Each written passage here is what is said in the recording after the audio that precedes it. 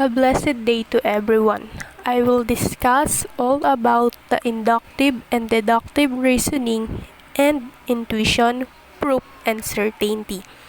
I summarize all the details to make this a brief presentation and for able for us to understand it all. In these two topics, I'm going to define the terms and concept in problem solving, and also we're going to apply the inductive and deductive reasoning in problem solving. What is problem? We all know that problem has a different meaning depending on the context.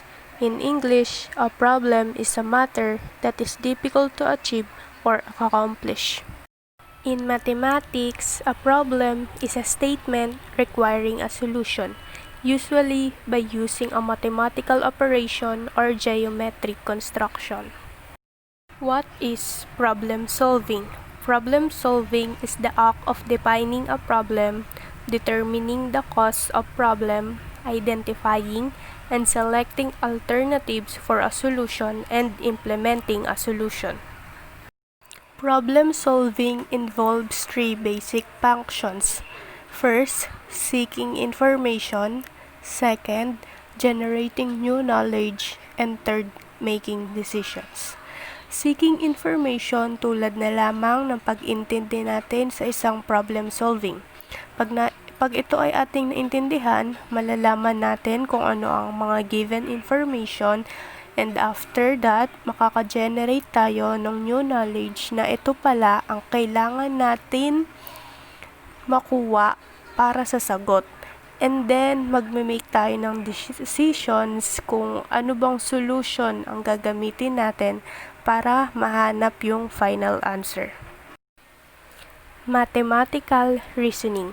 Reasoning is an essential skill in mathematics, most especially in problem solving. When we say mathematical reasoning, it refers to the ability of a person to analyze problem situations and construct logical arguments to justify the process. And with this reasoning, mas naiintindihan natin kung paano mag-evaluate ng mga sitwasyon, mag-solve ng strategies, mag-describe ng solutions, at kung paano natin maia-apply ang solution. Inductive reasoning. When we say inductive reasoning, it uses patterns, trends, observations, and examples to make predictions. Conclusion is often called conjecture. It may or may not be true. Conjecture often mean as a prediction. For example, lahat ng quizzes ay madadaling sagutan. Therefore, we can predict that the final exam will be easy. Na-predict natin na magiging madali yung exam because of our observation na madali yung quiz, and this prediction may or may not be true. Deductive reasoning. Deductive reasoning starts with proven or accepted information and applies it to draw a necessary conclusion.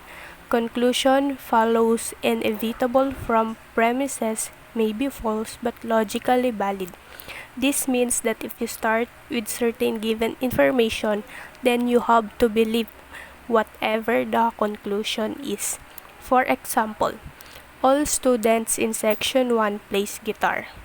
So, lahat daw ng mga estudyante ng section 1 ay tumutugtog ng gitara. So, if si Peter is a student of section 1, therefore, Peter plays guitar. Using inductive reasoning to predict a number. For example, we have a sequence of 1, 3, 6, 10, and 15. What will be the next number? First, observe the pattern. If we're going to get the difference of these two numbers, 3 and 1, the difference is 2. Next, the difference of 6 and 3 is 3. The difference of 10 and 6 is 4. And lastly, the difference of 15 and 10 is 5. The difference of the sequence 1, 3, 6, 10, and 15 are 2, 3, 4, and 5. By using inductive reasoning, it appears that the difference between any two of the numbers is always 1 more than the preceding difference. Since 10 and 15 differ by 5, we predict that the next number in the list of the differences is 6, and the next number to the sequence is 21. Using inductive reasoning to make a conjecture, consider the following procedure. Pick a number, multiply the number by 8, add 6 to the product, divide the sum by 2, subtract 3 to the quotient. Complete the procedure for several numbers. Use inductive reasoning to make a conjecture about the relationship between the size of the resulting number and the size of the original number. Solution. Suppose we pick 5 as our original number. Then the procedure would produce the following results. If we multiply 5 by 8, the answer will be 40. Then add 6. 40 plus 6 is equal to 46. 46 divided by 2 is equal to 23. Next, subtract 3. 23 minus 3 is equal to 20. We conjecture that the following given procedure produces a number that is 4 times than the original number. So, yung original number natin na 5, naging 4 times. 5 times 4 is equal to 20. Using deductive reasoning. Use deductive reasoning to show that the following procedure produces a number that is 4 times than the original number. Dito sa deductive reasoning, binigyan niya tayo ng kondisyon na dapat daw yung result natin is 4 times than the original number. Yung kanina sa inductive reasoning, hindi natin alam kung ilang times yung magiging result or yung sagot natin. Pero dito sa deductive reasoning, meron na tayong clue na yung magiging sagot natin is dapat 4 times the original number. Procedure. Pick a number, multiply the number by 8, add 6 to the product, divide the sum by 2, subtract 3 to the quotient. Kung sa inductive reasoning numbers ang gamit natin, dito sa deductive reasoning, we're going to use variables. Solution, let n represent the original number. So our original number is equal to n. Multiply n by 8. 8 times n is equal to 8n. Then add 6. 8n plus 6 is equal to 8n plus 6. 8n plus 6 divided by 2. So 8 divided by 2 is 4. Copy n. Plus 6 divided by 2 is 3. Next, subtract 3. So 4n plus 3 minus 3. 3 minus 3 is 0.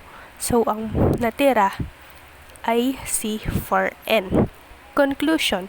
We started with n and ended with 4n. The procedure given in this example produces a number that is 4 times than the original number. Counter examples. A statement is a true statement provided that it is true in all cases. If you can find one case for which a statement is not true, then the statement is a false statement. Yung counter example is dapat humanap ka ng isang number or example na yung true statement is magiging false statement. Example, verify that the following statement is a false statement by finding a counterexample.